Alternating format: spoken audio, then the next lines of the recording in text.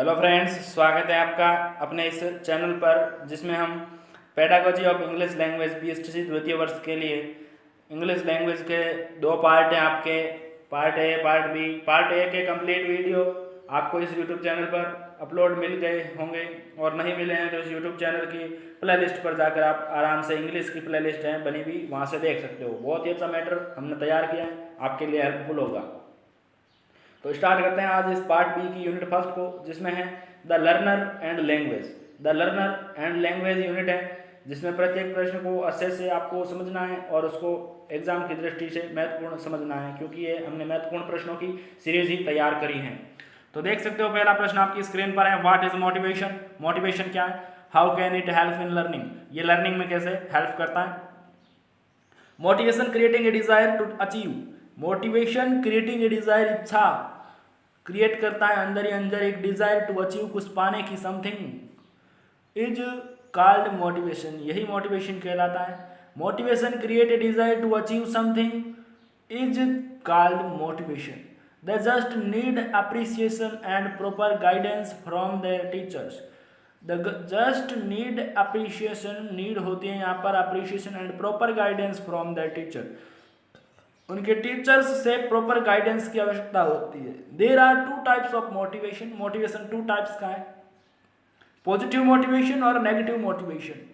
Reward gives ए positive motivation, पुरस्कार एक तरह से पॉजिटिव मोटिवेशन का वर्क करता है। And punishment gives negative motivation. When we give a child to a positive motivation he learn the subject with interest, अगर हम किसी बच्चे को पॉजिटिव मोटिवेशन देते हैं तो वह एक सब्जेक्ट को इंटरेस्ट के साथ सीखेगा। नेक्स्ट क्वेश्चन देखिएगा, what is the main responsibility of teacher, teacher की मेन रेस्पॉन्सिबिलिटी क्या है। The main responsibility of teacher is to develop a positive attitude in the student to learning, learning के लिए स्टूडेंट्स में पॉजिटिव एटीट्यूड लाना ये teachers की एक मेन रेस्पॉन्सिबिलिटी है। Students to learning English as second language, English को एक द्वितीय भाषा के रूप में सीखने के लिए बच्चों के अंदर पॉजिटिव एटीट्यूड डेवलप करना ही क्या है, एक टीचर की मेन रेस्पॉन्सिबिलिटी होनी चाहिए। नेक्स्ट क्वेश्चन देखिएगा, हु इज बिगनर्स, बिगनर्स कौन है। Explain the difference between are adults and young learners, adults learner और यंग लर्नर्स जो बिगनर्स होते हैं उनके बारे में क्या डिफरेंसेस है। Beginners are those children and adults who are beginning to study English at any stage. Beginners वो हैं जो किसी भी स्टेज पर इंग्लिश को सीखना प्रारंभ करते हैं, इंग्लिश का अध्ययन प्रारंभ करते हैं, चिल्ड्रन हो चाहे अडल्ट्स हो। तो देखिएगा इनमें अंतर क्या है। The adults may come to school with a history of learning experience, जो अडल्ट्स हैं वो आते हैं एक लर्निंग के एक्सपीरियंस के साथ आते हैं, और बहुत गुड एंड बैड, वो एक्सपीरियंस अच्छा और बुरा किसी भी प्रकार का हो सकता है। लेकिन young learners anxiety about my learning process, young learners अपनी सीखने के प्रति चिंतित होते हैं, अपने जागरूक होते हैं अबाउट माई लर्निंग प्रोसेस के बारे में। फिर what do you now about the nature of the learners, learners के नेचर्स के बारे में आप क्या जानते हो। तो नेचर ऑफ द लर्नर, नीचे आपको कुछ नजर आएंगे points. Different kind of learners, तो देखिएगा फर्स्ट जनरेशन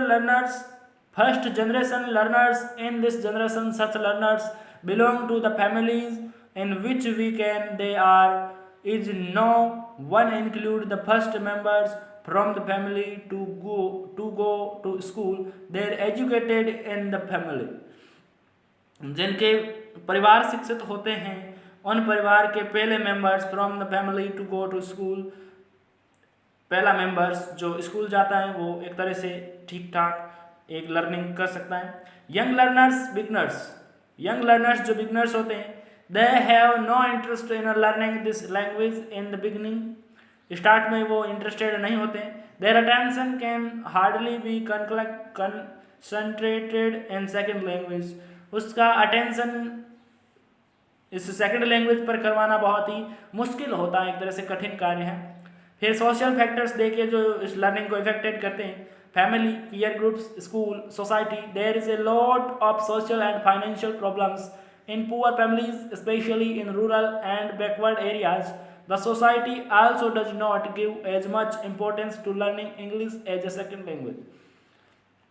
हम देखते हैं ग्रामीण एरिया में जो पुअर गरीब परिवार के बच्चे होते हैं वो एक तरह से इंग्लिश को सेकंड लैंग्वेज में सीखने में ज़्यादा इंटरेस्टेड भी नहीं होते हैं और नहीं उसको ज़्यादा इंपॉर्टेंस देते हैं। तो यहाँ पर इंग्लिश सीखना एक तरह से क्या होता है, मुश्किल होता है, सिखाना भी और सीखना भी।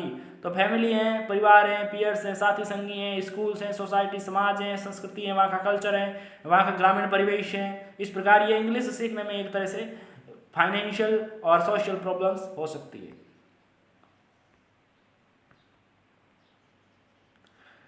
इसमें हमने देखा कि लर्नर्स किस किस के नेचर के होते हैं, कैसे नेचर होता है लर्नर्स का।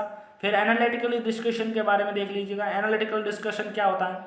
रिसर्चर्स से द रिसर्च इज, विशेषज्ञ जो अनुसंधान करता होते हैं वो से the social factors are much more responsible in modulating the nature of learners. Nature यानी लर्नर्स जो सीखने वाला होता है उसके नेचर्स को मॉड्यूल्ड करने के लिए आपके रेस्पॉन्सिबिलिटी सबसे ज़्यादा समाज की बताते हैं अनुसंधान करता। Local society, parents, environment, it's affect the learn nature to a great extent. Next question देख सकते हो आप, what is the place of English in multilingual Indian society. What is the place of English in multilingual Indian society. जो बहुभाषिकता है, भारतीय बहुभाषिकता समाज है, उसमें इंग्लिश का क्या स्थान है। तो आंसर देख सकते हो, India is a multilingual country, there are various problems in teaching English. English is taught in Rajasthan second language. Rajasthan में इंग्लिश एक तरह से सेकंड लैंग्वेज की तरह कार्य कर रही है। English language teaching as from primary education to college education, primary education to college education. एक तरह से तो कहें तो इंग्लिश लैंग्वेज टीचिंग पढ़ाई जाती है, so primary education to college education. English is compulsory in college education, college education में भी इंग्लिश क्या है, कंपलसरी है आपने यहाँ पर। The English teacher needs abilities the difficulties children face can be divided in 3 categories, very specific teaching in learning English. तो linguistic problem जैसे word order in both languages differ in form. In English 26 letters are 44 sounds. Letters यानी वर्ण 26 यानी 26 letters हैं और 44 sounds हैं। Next देख सकते हैं, Hindi is different from English in syllabic formation. English is stressed rhymed language. Social and political problems, social और पॉलिटिक्स प्रॉब्लम्स क्या है? The people neglect learning the second language, the people neglect learning the second language. People है ना जो second language को neglect करते हैं। Pedagogical problems यानी lack of good English language teacher, अभाव है यहाँ पर क्या, गुड इंग्लिश टीचर्स का। ये पेडागोजिकल प्रॉब्लम्स है। No good method are practised और software, lacking resources like authentic material का अभाव होने के कारण भी इंग्लिश में स्टडी में प्रॉब्लम्स आती हैं, चुनौती है एक तरह से।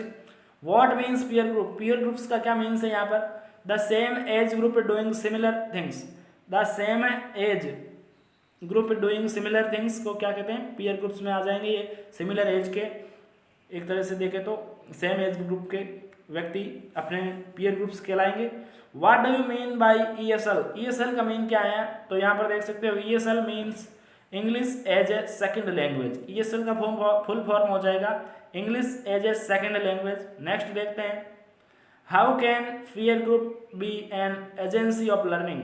पीयर ग्रुप एक तरह से सीखने की संस्था कैसे हैं? तो आंसर इसका इस प्रकार लिख सकते हैं, peer group things means the same age group doing similar. The peer group helps the learner in socializing, समाजीकरण में हेल्प करते हैं, सोशलाइजिंग में हेल्प करते हैं। The peer can affect that the child values, knows, wears, eats and learns to solve problems.